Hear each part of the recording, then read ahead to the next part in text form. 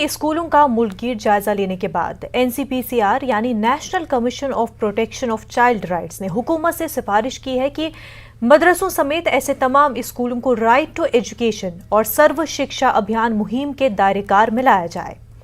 NCPCR ने इस तरह के स्कूलों में अक़लियती बरादरियों के तुलबा के लिए रिजर्वेशन की भी हिमायत की है, क्योंकि सर्वे में ये बात सामने आई है कि अक़लियती स्कूलों में गैर अक़लियती तुलबा का एक बड़ा हिस्सा तालीम हासिल कर रहा है। सर्वे के मुताबिक क्रिश्चियन मिशनरी स्कूलों में 74% तुलबा गैर अक़लियती बरादरियों से ताल्लुक़ रखते हैं। मजमूई तौर पर ऐसे स्कूलों में 62.50% तुलबा गैर अक़लियती बरादरियों से ताल्लुक़ रखते हैं। अक़लियती बरादरियों की तालीम पर आईन हिंद के आर्टिकल 21A के हवाले से आर्टिकल 15 के तहत छूट के असरात के अनुमान से रिपोर्ट में कहा गया है कि ये स्कूल नहीं जाने वाले तुलबा की सबसे ज्यादा 1 करोड़ से ज्यादा तुलबा की तादाद मुस्लिम कम्युनिटी से है।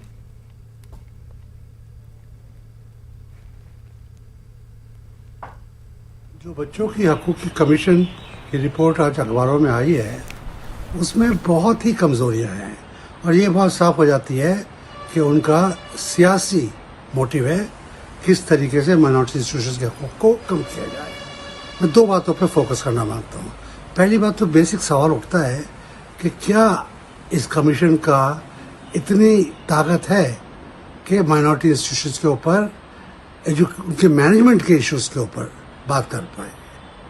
इसका हक आता है बच्चों के ऊपर कोई त्रासदी हो रही हो, कोई एक्सप्लॉयटेशन हो रहा हो, मारपिटाई हो रही हो, सेक्सुअल एक्सप्लॉयटेशन हो रहा हो, तब इसका हक बनता है।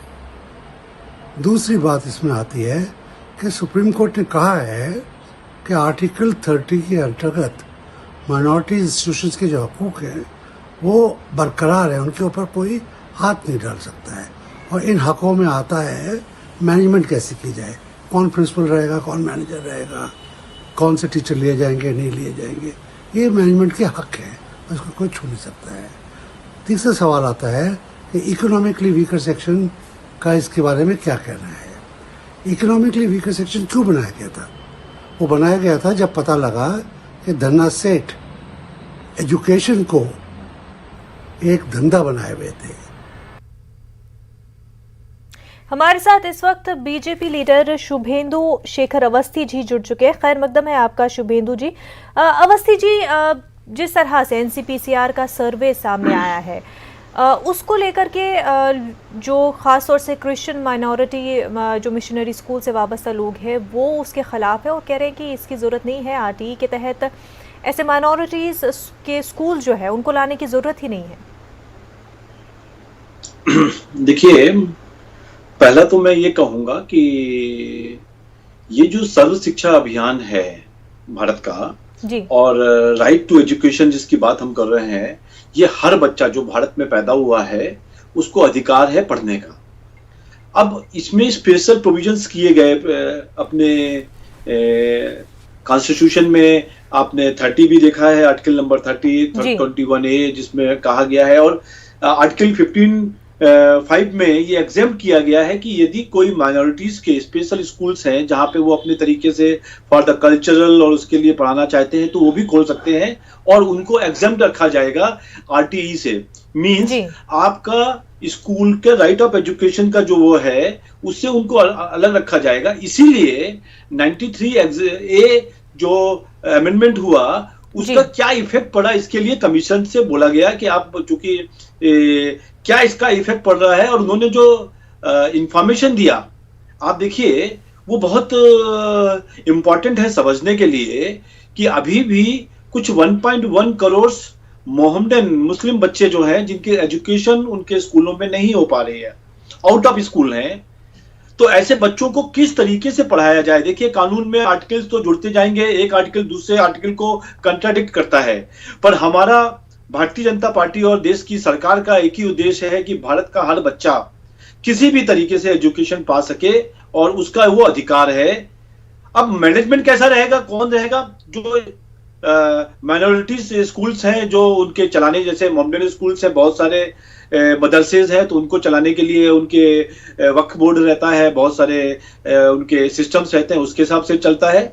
और ऐसे ही क्रिश्चियन स्कूल चलाने के लिए उनकी अपनी एक बोर्ड्स रहते हैं। तो उसके हिसाब से चल रहा है, कहीं कोई दिक्कत नहीं है। पर मेरे को नहीं समझ में आया कि जो सज्जन थे अभी उसको बता रहे थे कि इसको उसमें नहीं लाना चाहिए, राइट टू एजुकेशन में। I don't know what is the reason, but सब बच्चों को एजुकेशन होना चाहिए, ये आप और हम और सब लोग मानेंगे। जो ये पूरा सर्वे हुआ है अवस्थी जी, इसमें मेजॉरिटी जो डेटा सामने आया है क्रिश्चियन मिशनरी स्कूल्स के हवाले से, ख़ास तौर से ये जो डेटा सामने आया है कि जहाँ पर जो एक दावा है कि माइनॉरिटी स्कूल्स तो है लेकिन वहाँ पर नॉन माइनॉरिटी जो कम्युनिटी है वो ज़्यादा पढ़ रही है, और इस वजह से जो इकोनॉमिकली बैकवर्ड जो तबके हैं वो महरूम रह जाते हैं यहाँ पर पढ़ाई से। लेकिन इसमें मदरसे भी सामने आ जाते हैं, और दूसरी तरफ जब हम मदरसों को देखते हैं तो वहाँ पर बच्चों को मुफ्त में तालीम प्रोवाइड की जाती है। ऐसे सेक्शन पड़ता है जिनके पास रिसोर्सेज नहीं होते और उन्हें वो प्रोवाइड किए जाते हैं। तो दोनों चीज़ों को एक साथ में एक ही सर्वे में जब लाया जाता है तो सबको एक ही तरह से देखा जा रहा है, जबकि दोनों के सर्कमस्टेंसेस काफ़ी अलग है। जी, मैं यही कहना चाहूँगा आपके चैनल पर कि जो स्टडी क्रिश्चियन स्कूलों को लेकर हुई है और उसका जो क्राइटेरिया है वही यदि हम मुस्लिम मदरसों को सर्वे करेंगे तो बिल्कुल दोनों के रिजल्ट बिल्कुल अलग आएंगे। और इसके भी रिजल्ट इनको जो इनका सर्वे है उनको उसमें बताना चाहिए, उनको एवरेज आउट नहीं करना चाहिए। जो इनकी रिपोर्ट्स मैंने पढ़ी हैं उसमें उन्होंने ये तो बताया कि क्रिश्चियन स्कूलों में 74% बच्चे जो हैं वो नॉन क्रिश्चियंस हैं। वो मैं मान सकता हूँ, क्यों होता है आप देखिए, क्रिश्चियन मिशनरीज बहुत सारे इंडिया में काम कर रहे हैं अलग अलग लोकेशंस पे, और जहाँ पे कुछ छत्तीसगढ़ में ट्राइबल एरियाज में जहाँ पे वो पढ़ रहे हैं और जो उन्होंने स्कूल खोले हैं, क्रिश्चियन स्कूल्स बहुत सारे ट्राइबल एरियाज में हैं,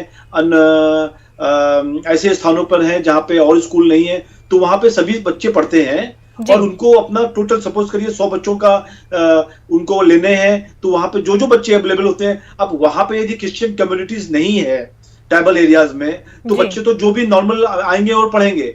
बट जब हम मदरसों की बात करते हैं तो उसका जो सिनेरियो है वो बिल्कुल डिफरेंट है। मैं जैसा समझता हूं मदरसे जहां पे खोले गए हैं वहां पे मोहम्मदन और मुस्लिम परिवार के लोग, भाइयों के लोग ज्यादा रहते हैं जी। तो वो बिल्कुल उसका जो पर्सपेक्टिव है सर्वे का वो बिल्कुल बदल जाता है। एक जगह पे क्रिश्चियन स्कूल है पर वहां पे क्रिश्चियन लोग नहीं है, तो ऑब्वियसली है कि लोग ज्यादा पढ़ेंगे नॉन माइनॉरिटीज के।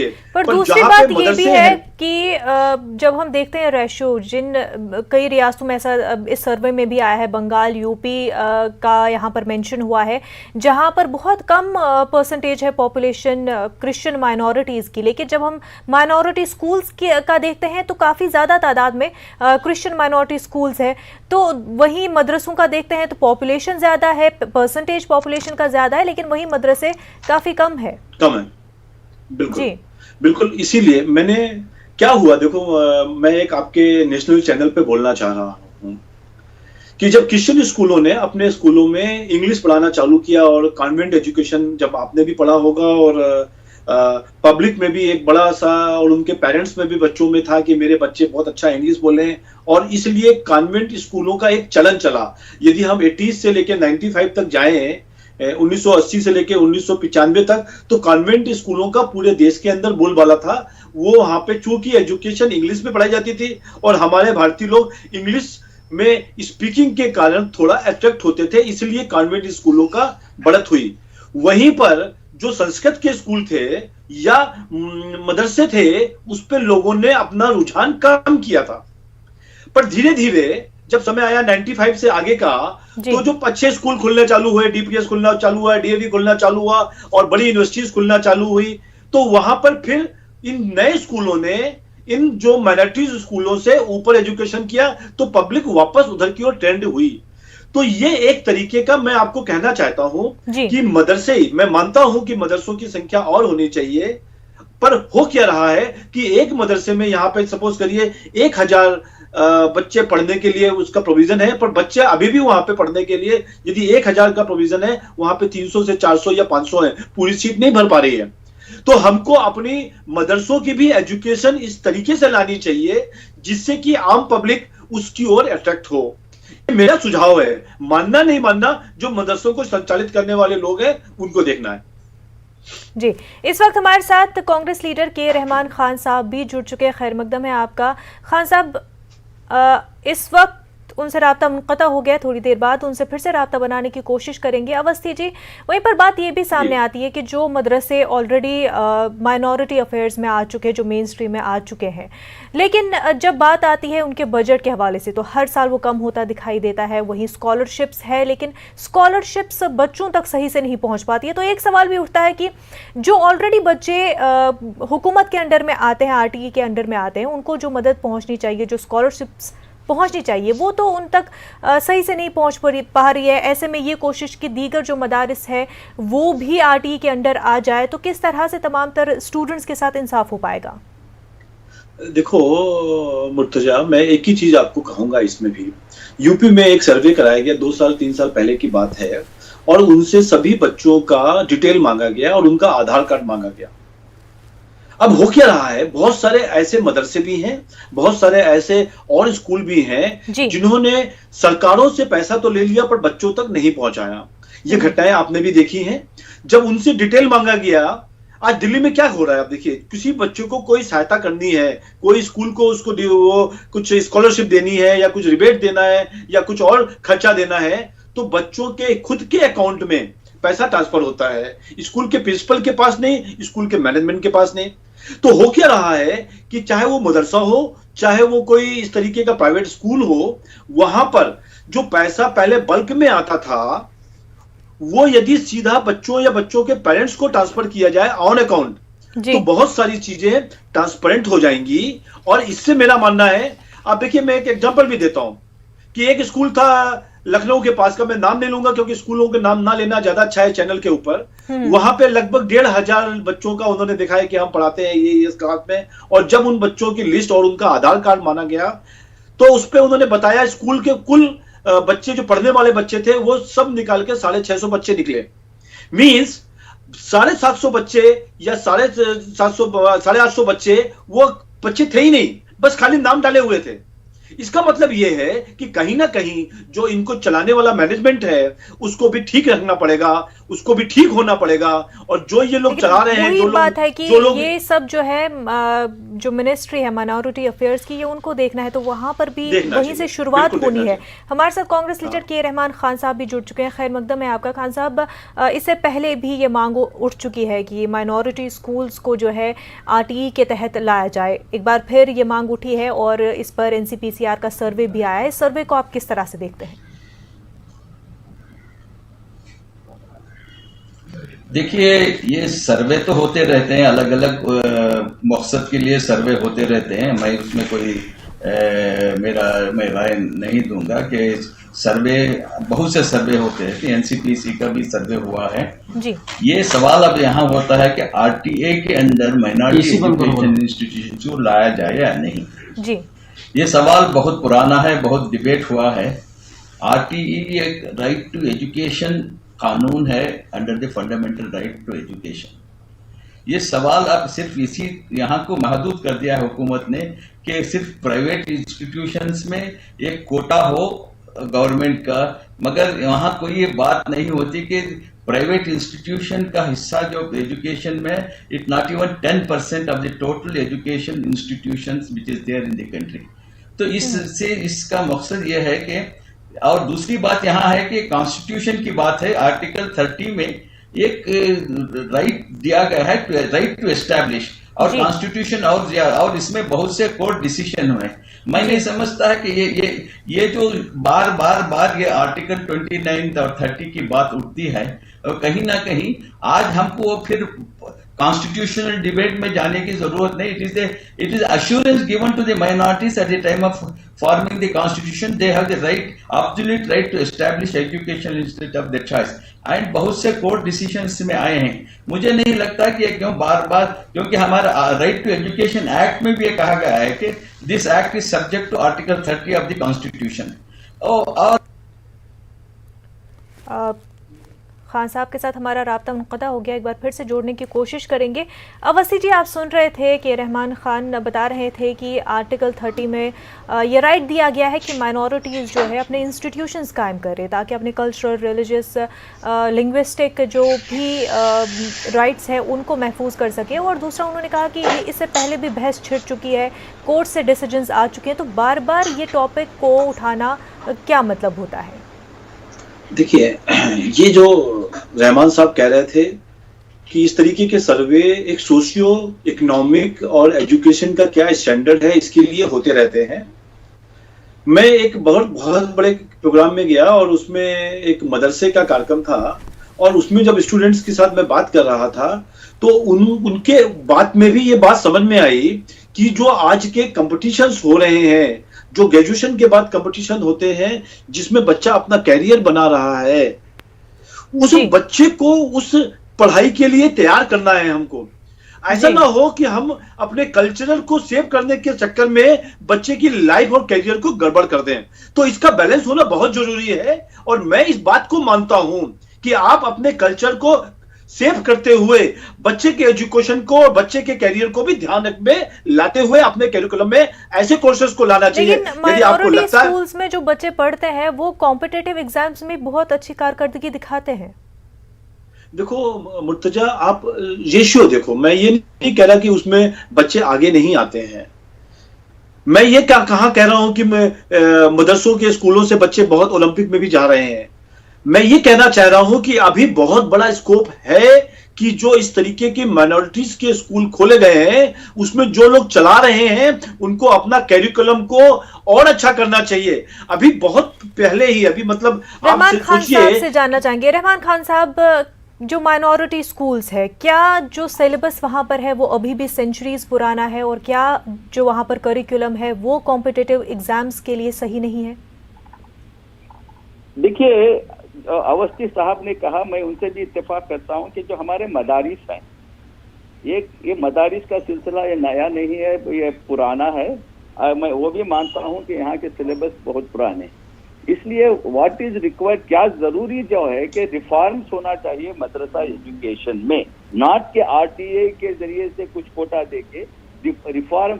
और वहां पर हमको कन्विंस करना पड़ेगा कि मदारिस के जिम्मेदारों को दीनी तालीम के साथ, मदरसे की तालीम के साथ जो है मॉडर्न एजुकेशन को भी मिलाया जाए, जोड़ा जाए।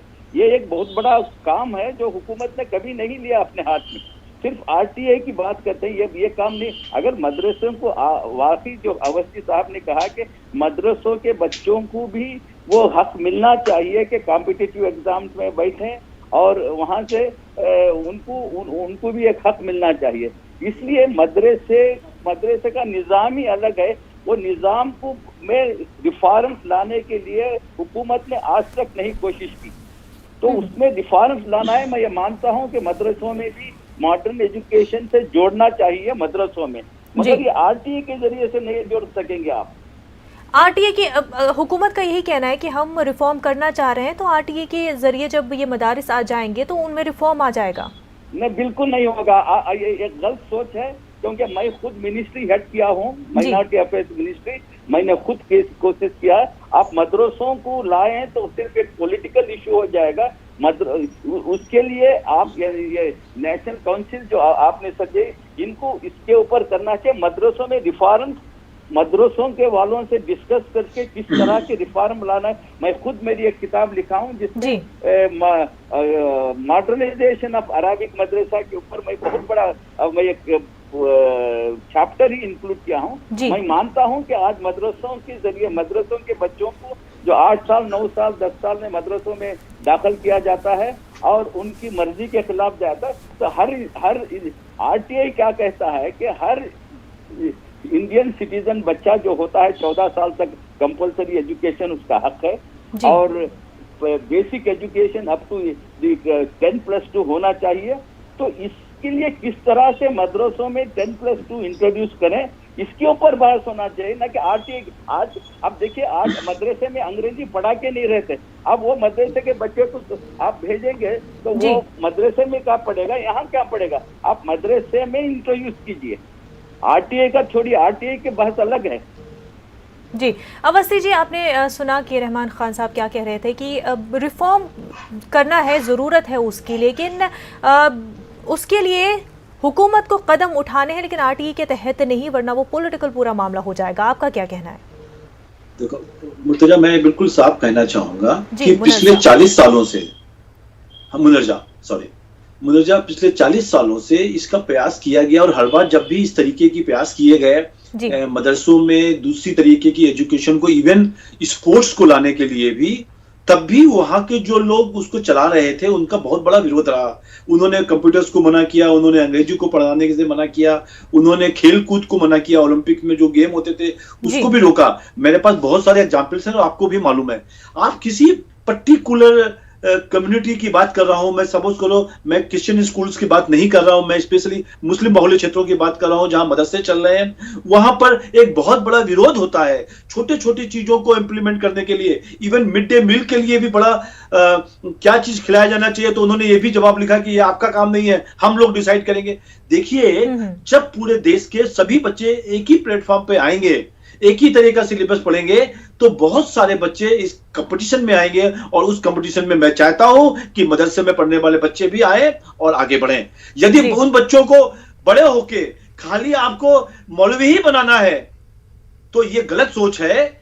यहां से निकलना चाहिए और यहां से हमको बाहर होना चाहिए, और बच्चों का कैरियर को ध्यान में रखते हुए जो भी चीज हो सकती हो, आरटीआई में आना चाहिए, आरटीई में नहीं आना चाहिए।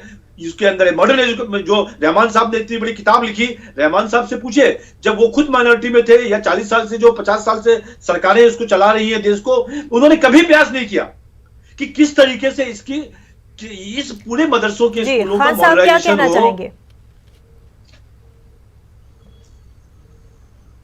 देखिए, अवस्थी साहब ये बहुत बता रहे हैं, मैं वहां से 40 साल 50 साल मदरसों का सिलसिला 100 साल से ज्यादा है। मैं उनसे इस हद तक इत्तेफाक करता हूं कि मदरसों में रेजिस्टेंस है। तो ये रेजिस्टेंस, अब मेरा यही कहना है कि आपका सोच जो है आरटीए के जरिए से ये बदलाव। के रहमान खान साहब के साथ I was in the parliament when RTI debate was taking place. This RTI will not be able to, even for others it is not able to, that is वो अलग बहस होती है। RTI के जरिए से अवस्थी साहब जो कहते ही वो हासिल हुआ, तो मैं उनको सलाम करता हूँ। ये पॉसिबल चीजों को पब्लिसिटी के वास्ते इस्तेमाल नहीं कीजिए। अगर आपके इंटेंट सही है तो मदरसे में रिफॉर्म्स के लिए एक कमेटी बनाइए, मुसलमानों को इन्वॉल्व कीजिए, ऑफिसर्स को इन्वॉल्व करके आप नहीं कर सकते। हर चीज नेगोशिएशन और कन्विंसिंग से होता है। मदरसे में रिफॉर्म, मैं यही चैप्टर लिखा हूँ, मदरसे में रिफॉर्म लाना है तो मदरसे वालों को लेकर, साथ लेकर करना है, कि वो 40 साल से ये नहीं, रिफॉर्म्स लाना है। मैं मानता हूँ रिफॉर्म्स सिर्फ कानून इम्प्लीमेंट करने से रिफॉर्म आज तक दुनिया में कोई मुल्क में नहीं आया। एक लोगों में बदलाव का सोच आना चाहिए, उसकी तरफ काम कीजिए। आरटीआई से नहीं होगा। आप जितना भी बदलाव के लिए, क्योंकि ये एक सोच है हुकूमत की, जो आज की हुकूमत ये सोच है, उन्होंने एक और पॉइंट जो इस रिपोर्ट में है कि जो मदरसे इंडिपेंडेंस से पहले एस्टैब्लिश किए गए हैं, वो जो ब्रिटिश राज में जानबूझकर एस्टैब्लिश किए गए, इस वजह से कि तफरीक पैदा किया जाए, डिवाइड एंड रूल पॉलिसी के तहत किया गया था। जी, मैं ये रिपोर्ट जो है जी, मैं इसको उतनी रिलेवेंस नहीं दूंगा कि ये ऐसे रिपोर्ट्स बहुत से हैं। मैं अगर आपका इंटेंशन सही है, मदरसों में रिफॉर्म आना है, तो मदरसों से एक बातचीत करना है। जैसा कि रिफॉर्म, अब देखिए एग्रीकल्चर इसको पूछने के बगैर आप रिफॉर्म लाते हैं, और जो इन्वॉल्व है उनको इन्वॉल्व किए बगैर रिफॉर्म लाते, तो ऐसे रिफॉर्म कामयाब नहीं होते। तो आज मदरसों से आपने क्या प्रयास किया है कि मदरसों से डिस्कस करें? जहां तक मैं जानता हूं, 25 साल मैं पार्लियामेंट में हूं, पब्लिक लाइफ में हूं, आज तक एक भी प्रयास, चाहे कांग्रेस हुकूमत से हो चाहे ये हुकूमत हो, प्रयास नहीं हुआ। रिपोर्ट है, अब कुछ काम नहीं हुआ इसके ऊपर। इसके ऊपर बातचीत करने का, मदरसों से वाले से डिस्कस करने का, उलमा कराम से बुला के बातचीत करने का, उनसे डिस्कस करने का कोई काम नहीं हुआ। आप कहते हैं कि इम्प्लीमेंट कर दो आरटीआई तो सब ठीक हो जाएगा। कैसा हो जाएगा? ये बात करने सही अच्छी बात है, रिपोर्ट बनाने के लिए सही बात है, हम जो सोशल फील्ड में काम किए हैं, हम 50 साल से यही प्रयास कर रहे हैं। ये आज की ये रिपोर्ट की नहीं, मैं 50 साल से ये सोच रखता हूँ कि मदरसों में रिफॉर्म आना चाहिए, मगर हुकूमत ने प्रयास नहीं किया। जी अवस्थी जी, आपने खान साहब को सुना कि रिफॉर्म की ज़रूरत है, लेकिन इंक्लूसिव रिफॉर्म होनी चाहिए जिसमें जो मुस्लिम कम्युनिटी है उनको इंक्लूड करके किस तरह से रिफॉर्म लाया जा सके, उसके तहत गवर्नमेंट को स्टेप्स लेने चाहिए। और इन्होंने अपने प्रैक्टिकल एक्सपीरियंस के तहत बताया कि आरटी के ज़रिए इस तरह का रिफॉर्म नहीं आ पाएगा। क्या कहेंगे? देखो, मैं आपको एक ही चीज़ बताना चाहूँगा इसमें फिर से जी कि किस बॉडी से बात करी जाए। यदि मैं इस मदरसों के टोटल भारत में जितने टाइप के मदरसे हैं उसमें जो चलाने वाले लोग हैं वो लगभग, मेरे जो इंफॉर्मेशन है, 600 से ज्यादा एजेंसीज हैं, ऐसे 600 से ज्यादा इस तरीके के बोर्ड्स हैं, वक्फ बोर्ड्स हैं जो अलग अलग जगहों पर अलग अलग मदरसे चला रहे हैं। तो ये लोग एक ऐसा एसोसिएशन बना लें और वो रिप्रेजेंटेशन दे कि हम स्कूल को इस तरीके से मॉडर्नाइजेशन करना चाहते हैं। पर जैसे ही वो लोग आएंगे, मैं रहमान साहब की बातों को जो उन्होंने 20 साल 25 साल में किया है, मैं उनकी बातों को कहीं नजरअंदाज नहीं कर रहा हूं, पर मदरसे को चलाने वाले लोगों के अंदर इतना रिजर्वेशन है कि वो मॉडर्नाइजेशन के नाम पर बिदक जाते हैं। मैं आपको एग्जाम्पल के साथ कहना चाहता हूं कि मैं रियाद में गया और वहां की जो लेडीज यूनिवर्सिटी थी वो मैं 30 किलोमीटर चलता रहा, पर वो यूनिवर्सिटी की बाउंड्री खत्म नहीं हुई। जब रियाद ऐसी सऊदी अरेबिया में जगह पर एक लेडीज यूनिवर्सिटी को बनाने के लिए जिसके अंदर मेट्रो ट्रेन चलती है, वो कंट्री सोच सकती है, तो भारत में मॉडर्नाइजेशन क्यों नहीं हो सकता? उसके लिए एक सोच की आवश्यकता है। और भारत में जितने ये मदरसा चलाने वाले लोग हैं ये एक फ्रंट बनाएं और रहमान साहब को उसको लीड करना चाहिए और सरकार के पास बात करें। और जो भी आवश्यकता पड़ेगी सरकार से, मैं आपके चैनल के माध्यम से बताना चाहता हूं, सरकार पूरी मदद देगी। हमको आरटीई की लाना है, नहीं लाना है, इससे क्या होना है, किस तरीके से डेवलपमेंट होना है, जो भी आप प्रपोजल दोगे आप उसको दीजिए, उसको किया जाएगा। परंतु जो सबसे बड़ा उद्देश्य यह है कि मदरसों में भी पढ़ने वाले बच्चों का अधिकार है कि वो अपना कैरियर बना सके, इसके लिए ध्यान में रखना पड़ेगा। खान साहब, लास्ट कमेंट आपका इस पर चाहेंगे कि क्या अवस्थी साहब जो कह रहे हैं ये कि रिफॉर्म नहीं हो रहा है, ये गलत बात है।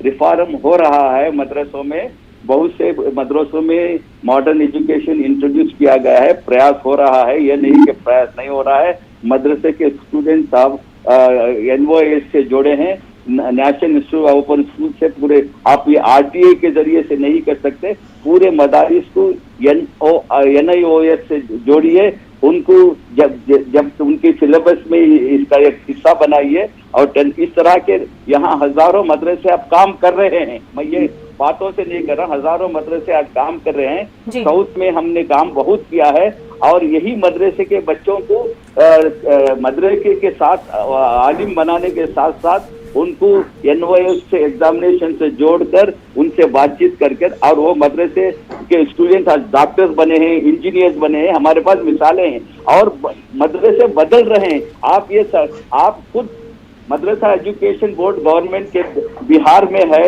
यूपी में है, उसको खत्म करने लगे हैं। मदरसा एजुकेशन बोर्ड यूपी में तो खत्म हो गया है, मदरसों की तालीम, उर्दू की तालीम को खत्म करते हुए मदरसा एजुकेशन बोर्ड की है। आप हुकूमत के जो बोर्ड हैं उनको तो सही कीजिए। अरबी मदरसा एजुकेशन बोर्ड जो हैं उनके तहत जो आने वाले हैं उनको लीजिए वो बोर्ड में, वहाँ डेवलपमेंट रिफॉर्म्स उनमें लाइए कि जो भी मदरसे बोर्ड में आएंगे उनको असिस्टेंट दीजिए, असिस्टेंट के साथ वो बच्चे उनको जो मदरसा एजुकेशन बोर्ड है उनको फाल बनाइए, एक्टिव बनाइए। वहाँ से आपका जो 10+2 मॉडर्न एजुकेशन इंट्रोड्यूस करना है वहाँ करके उनको ज्यादा से ज्यादा फैसिलिटीज प्रोवाइड कीजिए। जी बिल्कुल। तो आरटीई के दायरे में लाने के अलावा मिल्लत is not against reform, is not against reform. Yes, I agree. There are certain traditional people which is there in all communities. There is so we should reform. Reform is not a easy road. So reform होना चाहिए, reform हो रहा है मगर slow pace में है, उसको ये करना है। RTI is not the only solution for reforms in madrasa. This is my submission.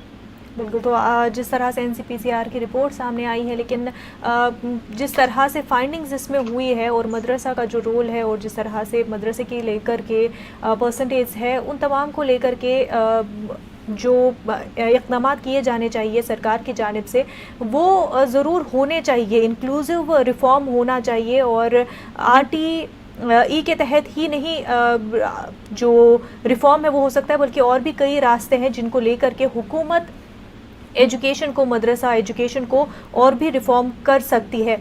बेहद शुक्रिया शुभेंदु शेखर अवस्थी साहब और साथ ही साथ के रहमान खान साहब, आप दोनों का हमारे साथ बात करने के लिए। एनसीपीसीआर के चेयरमैन प्रियांक ने रिपोर्ट पर उठाए जाने वाले सवालात का जवाब देते हुए कहा कि उन्हें सिर्फ ये कहना है कि आर्टिकल 21A के तहत बच्चों को जो हुकूक दिए गए हैं वो उन्हें दिए जाए। प्रियांक ने न्यूज़ 18 से खास बातचीत करते हुए कहा कि आर्टिकल 21 के तहत 6 से 14 साल के बच्चों को मुफ्त तालीम हासिल करने का हक है। हमने पाया है कि ऐसा नहीं हो रहा है, इसलिए हमें सिफारिश करनी पड़ी। National commission for protection of child right ने माइनॉरिटी एजुकेशन को लेकर एक सर्वे किया है, जिसमें ये कहा गया है कि अब ये मौका आया है कि इन वो तमाम इदारे, वो तमाम इंस्टीट्यूट जो माइनॉरिटीज़ के हैं, मदरसे हैं, उनको लेकर आया जाए सीधे तौर पर RTE के तहत और सर्व शिक्षा अभियान के तहत। प्रियांक जी हमारे साथ हैं, कमीशन के चेयरमैन हैं। ये जो आपने सिफारिश की, ऐसी क्या चीज़ें आपको मिली जिसकी वजह से आपको ये कहना पड़ा? देखिए, संविधान का अनुच्छेद 21 का बड़े स्पष्टता ये कहता है कि बच्चों को 6 से 14 साल की उम्र में मूल अधिकार के रूप में शिक्षा का अधिकार मिलेगा और सरकार इसके लिए कानून बनाएगी।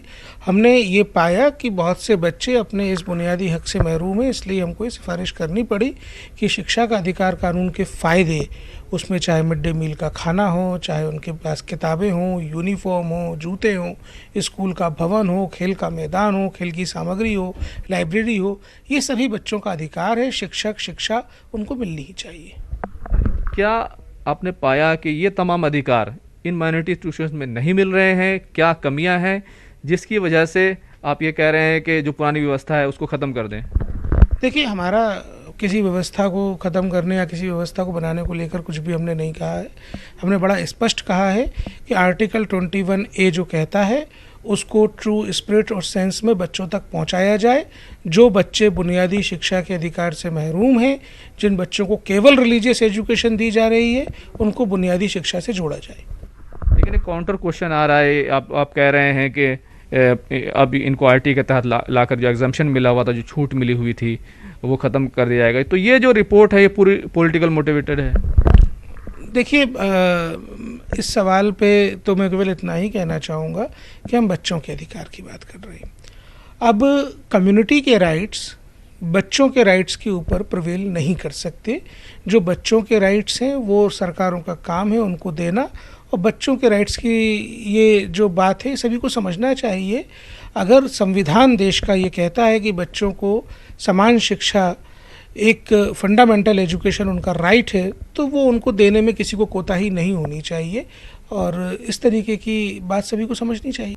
एक आखिरी सवाल, जो माइनॉरिटीज़ के जो बुद्धिजीवी हैं वो ये कह रहे हैं कि रिपोर्ट में ऐसा क्यों कहा गया, क्यों निशाना बनाया गया कि मदरसे वो कॉलोनियल पीरियड का हिस्सा हैं, बांटो और राज करो की पॉलिसी पर चलते हैं?